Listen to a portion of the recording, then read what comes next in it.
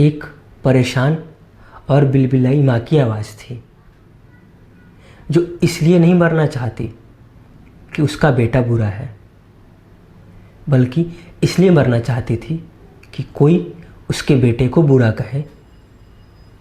वो बात नहीं सुनना चाहती थी। बंधुओं, बहुत बहुत स्वागत है आपका। आज जैसे मैंने कहा था, अब कहानियों का एक सीरीज शुरू होगा, तो बस आज उसी के साथ आज मेरे लिखी कहानी है, एक आवाज़। अब क्या है वो आवाज़, आइए सुनाता हूँ आपको। एक बात कहूँगा यहाँ पे, आपको शायद ऐसा लगे, शायद क्या लगेगा ही, मैंने कहानी सुनाने का कोई कोर्स नहीं किया है, तो तरीका शायद मेरा आपको मेरे बोलने के तरीके से मैच ना करे। पर आप कहानी को सुनिएगा, मैंने कहानी कैसे लिखी है, क्योंकि मैं हर बार ये पूछता हूँ कैसे लगी आपको कहानी, या कैसा लगा मेरा लिखा आपको। मेरा तरीका कोई बात नहीं मुझे आता है करना, क्या कर सकता हूँ, है ना। आपको इस पर ध्यान नहीं देना है। मैंने इस कहानी में क्या लिखा है, आइए सुनाता हूँ आपको। कभी कभी वक्त थोड़ा अजीब होता है ना, कुछ बना देता है, कुछ सिखा देता है, तो कभी रुला देता है। आमिर के साथ भी कुछ ऐसा ही हुआ था शायद। शहर छोटी थी, पहचान अच्छी। अब तो एक छोटी सी जनरल स्टोर की दुकान भी खुलवा दिया था उसने अपने पिताजी के लिए। पैसे इतने कमा लेता कि घर के खर्चे के साथ सामाजिक काम भी कर लेता। पर वो दुकान, वो तो पिताजी की जिद थी। कहते घर बैठे बैठे बोर हो जाता हूँ, और आसपास कोई दुकान थी नहीं, तो इसलिए और भी अधिक जोर देते। घर में अधिक कोई था नहीं, माँ, पिताजी, आमिर और एक छोटी बहन। सबका ख्याल खुद से पहले करता। खुद का चप्पल टूट जाए तो एक बार को मरम्मत करा लेता, पर हर 7वें महीने एक बार सबके पांव जरूर निहार लेता। जरूरतें कुछ खास और अधिक थी नहीं, तो सब अच्छे से बीत रहा था। लोगों में, लोगों के साथ, लोगों का होकर रहना पसंद था उसे। आसपास अगर कोई आपस में झगड़ जाए तो सबसे पहले वही पहुंचता। दो लोग झगड़ रहे हो तो एक का नाम लेता और कहता, फला तुम अपने घर जाओ, और वो फला सर झुकाए बिना झिझक के घर चले जाते थे, ऐसा जैसे कुछ हुआ ही नहीं था। और मजाल है कि इसके बाद आगे कभी वो दोनों फला झगड़ सके, कभी नहीं। इतनी अदब और इज्जत थी आमिर की जहाँ वो रहता था। आसपास अगर कोई बेटी की शादी हो और कोई इसे बुलाए, इसका इंतज़ार वो कभी नहीं करता। खुद से जितना बन पड़े करता, धन से, शरीर से। एक बार हुआ कुछ यूं, पास में एक शादी थी। सारी व्यवस्थाएं वो कर ही रहा था कि पता चला उसे अभी तक मंडप सजा नहीं है, और बारात आज शाम को ही आनी है। थोड़ा परेशान हुआ आमिर, अब क्या किया जाए। तभी उसकी नज़र उस हलवाई पर पड़ी जो सजाने का काम अच्छा जानता था। वो तुरंत उसके पास गया, कुछ पैसे देते हुए कहा, ये लो पैसे, अभी तक मंडप सजा नहीं है, तो बाजार से सजाने का सामान ले आओ और लाकर मंडप सजा दो। वो हलवाई पैसा लिया और चला गया, और खुद आमिर उस हलवाई का जगह ले लिया और उसका काम करने लगा। बाकी के सारे हलवाई उसे देखकर हल्के हल्के मुस्कुरा दिए थे। अब यहाँ से कहानी थोड़ा सा मोड़ लेगी, है ना, तो समझिएगा ध्यान से। और वैसे एक बात है, आप लोगों को अच्छा तो लग रहा है ना जो मैं सुना रहा हूँ, ध्यान से सुनिएगा, बहुत अच्छी बातें हैं इसमें। लिखा मैंने है, पर बड़ाई नहीं कर रहा हूँ अपनी। यही वक्त का खेल है, उससे भी अधिक किस्मत का, शायद खुद का, शायद माँ बाप का, या शायद दोनों के कर्मों का।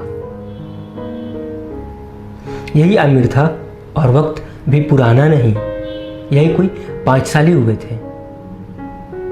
आमिर भी कोई दूध का धुला नहीं था। बुरा लत जिसे कह सके उसी से शुरू होती। और ऐसा कौन सा नशा होगा जिसने आमिर को न छुआ होगा। माँ बाप तो परेशान थे ही, आसपास के लोग भी कम परेशान नहीं थे आमिर से।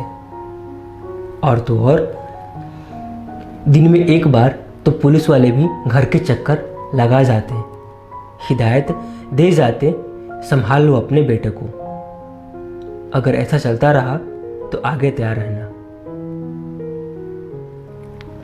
उस माँ बाप पर क्या गुजर रही होगी एक जवान बेटा जो ये सब कर रहा हो। अभी आगे क्या करता था एक थोड़ी सी झलक आपको बताता हूँ। और इधर आमिर सुर्खियों में छाया रहता। उस दिन थोड़ा अजीब ही किया उसने, सोचकर मन आज भी सहम जाता है।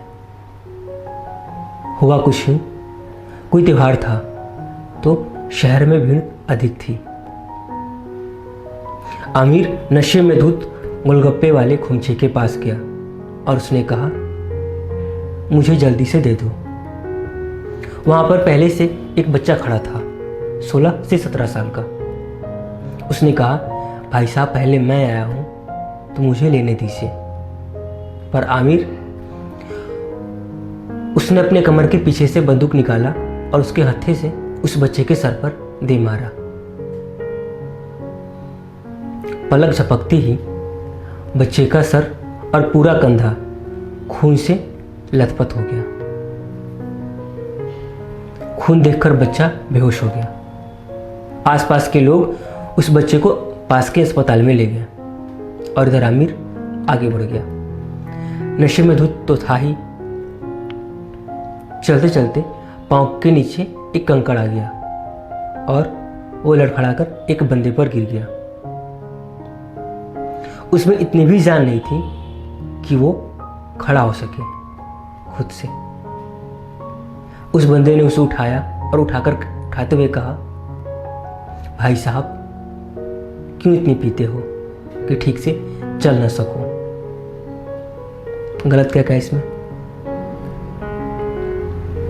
अभी थोड़ी देर पहले तक आमिर खुद से खड़ा नहीं हो पाता था, पर फिर उसने कमर के पीछे से बंदूक निकाला और उसके हाथे से उस बंदे को दे मारा, ये कहते हुए, तेरे बाप का पिता हूं। उसके बाद अभी भी वो शांत नहीं हुआ था, कुछ ना कुछ कर ही जा रहा था। तब तक किसी ने आमिर के पिताजी को उसकी खबर कर दी। वो बेचारे परेशान भागते भागते आए और आमिर को ले गए। उसकी सारी हरकतें माँ को पता लग गई थी। उन्होंने कहा, अब रोज रोज किस किस्से को आज ही खत्म कर देते हैं। इधर आमिर के पिताजी उसे ले आए। दरवाजे पर ही उस पर 2 बाल्टी पानी डाला। अब थोड़ी थोड़ी आंखें उसकी खुलने लगी थी। माँ सामने से आई। पूरे बेबस और लाचार होकर रोते हुए कहा, क्यों कर रहे हो ऐसा, इतनी बदनामी क्यों करा रहे हो। पूरे ही दर्द में भरी और बेसहारा हो गई थी आमिर की माँ। अब तो घर से बाहर निकलना भी जुर्म लगता है। सबके अलग ही ताने हैं। आखिर तुम क्या चाहते हो। अब नहीं होगा हमसे, आमिर की माँ ने कहा, अब नहीं होगा हमसे, सच में नहीं होता। अब हम तीनों आज ही फांसी लगा लेंगे। तुमको जो करना है करो, थक गए हैं अब हम। आमिर ने उसी समय अपनी माँ को एक वादा किया, कहा अब से ऐसा नहीं होगा।